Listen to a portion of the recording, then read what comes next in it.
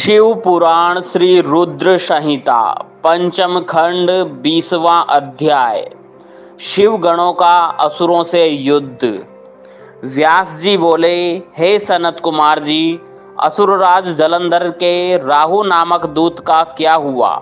जब भगवान शिव ने राहु को अभयदान दे दिया, फिर राहु कैलाश पर्वत से कहाँ गया और उसने क्या किया, इस विषय में मुझे बताइए। महर्षि व्यास के इन वचनों को सुनकर सनत कुमार जी बोले, हे महर्षि, जब राहु नामक दूत को शिवजी ने उस पुरुष के हाथों से मुक्त करा दिया, तब राहु वहां से तुरंत भागकर अपने स्वामी दैत्यराज जलंधर के पास गया और वहां उसने अपने स्वामी को सभी बातें बता दी जो वहां हुई थी। उन सारी बातों को जानकर असुरराज जलंधर का क्रोध 7वें आसमान पर चढ़ गया।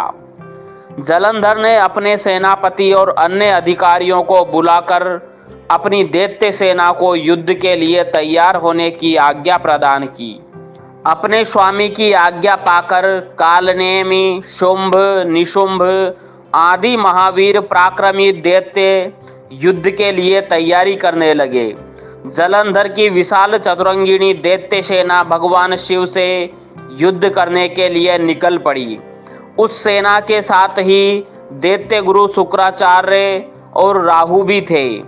इधर जब देवताओं को ज्ञात हुआ कि जलंधर अपनी सेना को साथ लेकर भगवान शिव से युद्ध करने के लिए निकल पड़ा है, तो देवराज इंद्र शिवजी को अवगत कराने के लिए कैलाश पर्वत पर गए और वहां उन्होंने त्रिलोकीनाथ भगवान शिव को सारी बातें बता दी। इंद्र ने भगवान विष्णु के विषय में भी उन्हें बताया कि भगवान विष्णु भी अपनी पत्नी देवी लक्ष्मी के साथ असुरराज जलंधर के वश में है और उसके घर में निवास करते हैं। इसी कारण हम सब देवता विवश है।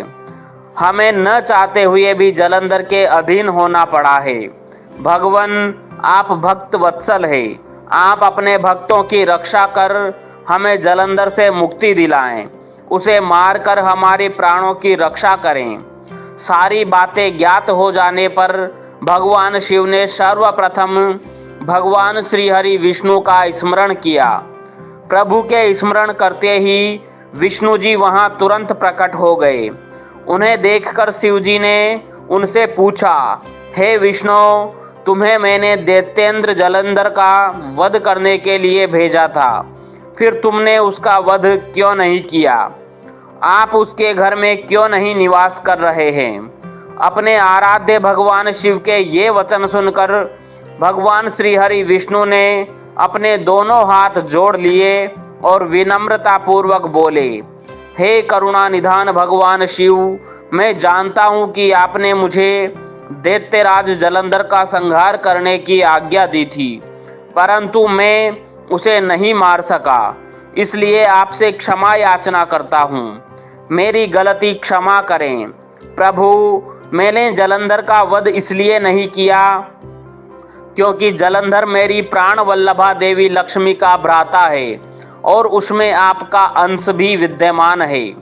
इसलिए उस दैत्य की वीरता से प्रसन्न होकर मैं उसके घर में निवास करता हूँ।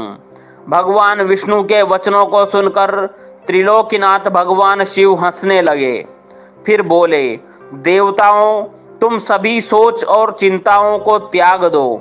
तुम्हारी रक्षा के लिए मैं अवश्य ही जलंधर का संहार करूंगा। यह सुनकर सभी देवता निश्चिंत हो गए। इसी समय जलंधर अपनी विशाल सेना साथ लेकर कैलाश पर्वत के निकट पहुंच गया। उसने कैलाश पर्वत को चारों ओर से घेर लिया। उस समय बड़ा कोलाहल होने लगा। यह शोर सुनकर भगवान शिव को क्रोध आ गया। तब उन्होंने अपने गणों को आज्ञा दी कि वे जाकर राक्षसों से युद्ध करें। अपने आराध्य भगवान शिव की आज्ञा पाकर उनके गण युद्ध करने चले गए। शिव गणों और जलंधर की दैत्य सेना में बड़ा भीषण युद्ध होने लगा। शिवगण बड़ी वीरता से दैत्यों से भिड़ गए। उन्होंने कई दैत्यों को पल भर में ही मौत के घाट उतार दिया और सैकड़ों को घायल कर दिया। परंतु दैत्य गुरु शुक्राचार्य अपनी मृत संजीवनी विद्या से सभी मृत दानवों को पुनः जीवन दान दे रहे थे और वे उठकर पुनः युद्ध करने लगते थे। जब दैत्य सेना किसी भी प्रकार कम होने का नाम ही नहीं ले रही थी, तब शिवगण व्याकुल होने लगे। तब शिवगणों ने भगवान शिव के पास जाकर उन्हें इसकी सूचना दी। जब शिव जी को यह बात ज्ञात हुई कि यह सब शुक्राचार्य कर रहे हैं, तो वे क्रोधित हो उठे।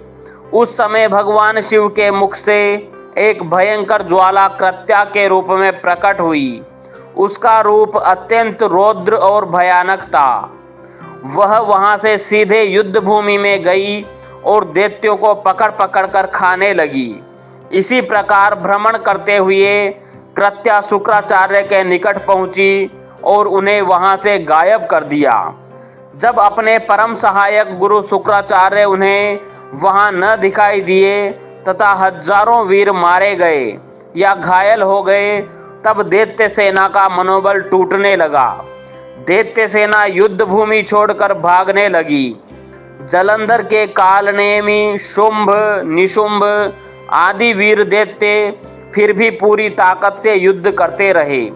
इधर भगवान शिव की सेना का प्रतिनिधित्व करने वाले स्वामी कार्तिकेय और गणेश जी भी पूरे मनोयोग से दैत्य सेना को पछाड़ने के लिए युद्ध कर रहे थे। यह अध्याय यहीं समाप्त होता है। अगला अध्याय सुनने के लिए हमारे चैनल को सब्सक्राइब करना ना भूलें। धन्यवाद। ओम नमः शिवाय।